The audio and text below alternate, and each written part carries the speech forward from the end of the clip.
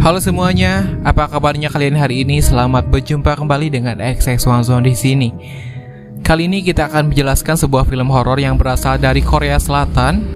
Film ini berjudul Grotesque Mansion yang menceritakan seorang pria yang bernama Ji-woo mendatangi sebuah apartemen Gwanglim yang kononnya banyak para penghuni itu hilang dan meninggal dengan tragis.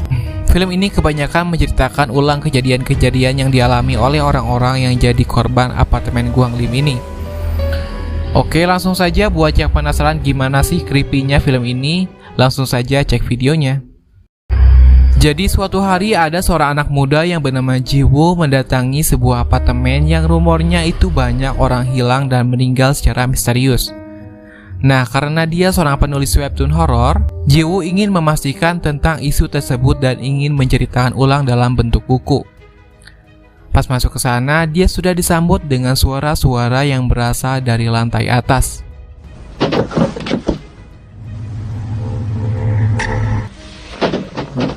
Tak lama datang seorang pria parubaya yang merupakan penjaga apartemen.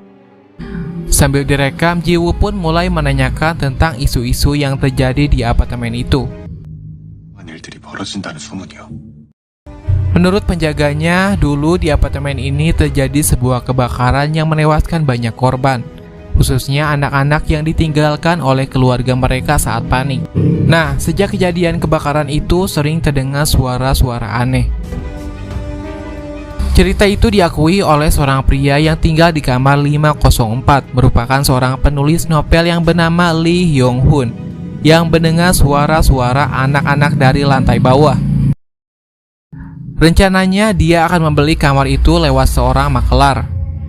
Malamnya saat dia sedang mengetik novelnya, dia mendengar suara-suara itu lagi.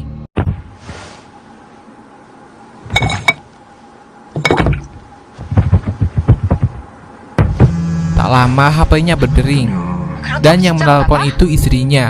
Karena pria ini sudah lama tidak pulang dan setiap hari anaknya sering menangis. Di akhir telepon, suara istrinya ini jadi aneh. Besoknya dia pergi ke apotek buat beli obat sakit kepala. Beberapa detik kemudian datang seorang pria membeli obat jamur. Penulis ini menyuruhnya untuk mengantri. Namun tak lama dia kembali keluar karena obat jamurnya itu tidak ada. Setelah kembali ke apartemennya, ia pun membuka laptopnya dan pergi sebentar untuk mengambil air.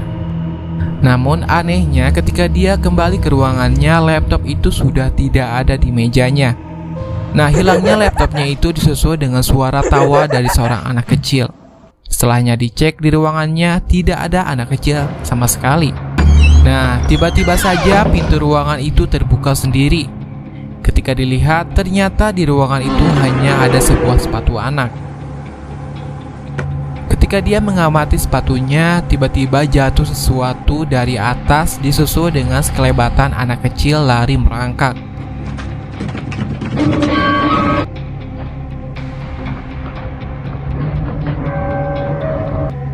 Dia pun mengejar anak itu namun tidak ada.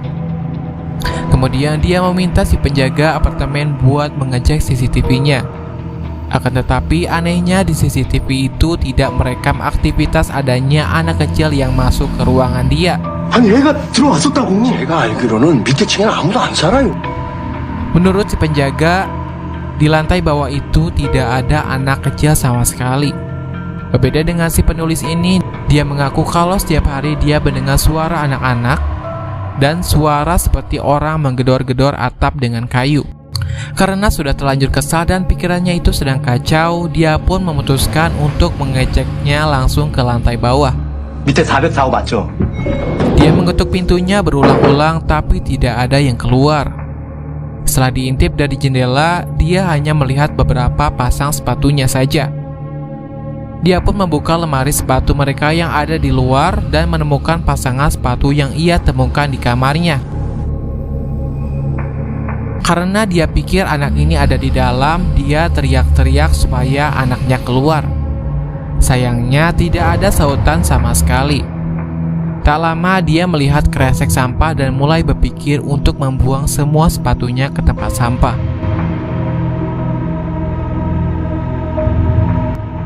Nah, malam harinya ketika dia sedang tidur, tiba-tiba saja ada yang menggedor-gedor pintu kamarnya. Setelahnya diperiksa, tidak ada siapa-siapa dan lampunya juga tidak bisa dinyalakan. Si penulis ini pun memeriksa semua ruangannya, siapa tahu anak-anak ini sembunyi. Tak lama setelah berbalik, dia kaget karena sampah yang berisi sepatu anak-anak yang ia buang kemarin tiba-tiba saja ada di sana. Perlahan-lahan dia mulai mendekati sampah itu.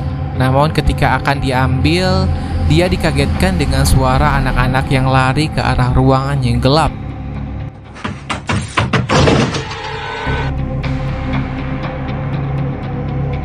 Disusul dengan suara orang yang menggedor-gedor pintu. Setelah diintip dari dalam, ternyata